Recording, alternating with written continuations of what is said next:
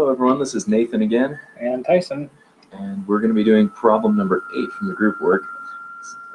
So we have this electrical system diagrammed here, 12-volt battery, and 4 different capacitors in different configurations with different charges. And so we're asked to find what is the potential across and charge built upon each of the following capacitors.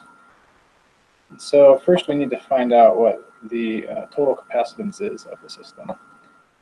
So to do that, we find that capacitors in parallel add up. You can add them up. And so 25 plus 50, that's the total capacitance for these two would be 75.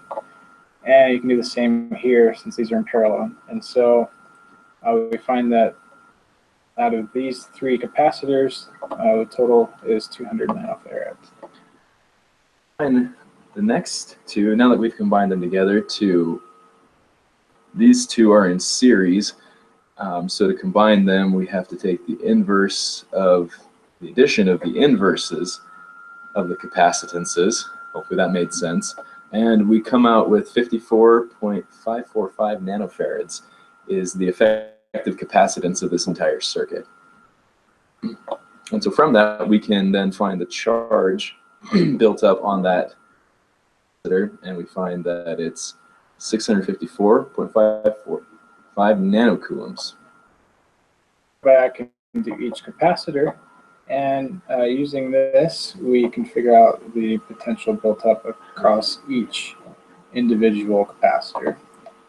So we take the charge and divide that by the measurement in nanofarads to get our potential.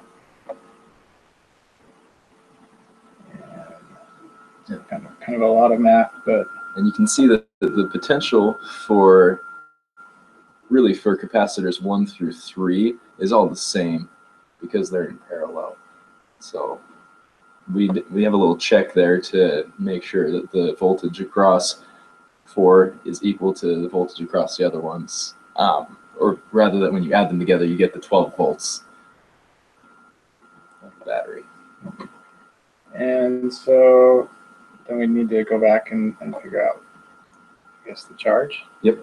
And so when we go back and calculate the charge across each of those capacitors, it's just the capacitance times that voltage that we figured out earlier, the 3.273 volts, and we come out with those numbers there.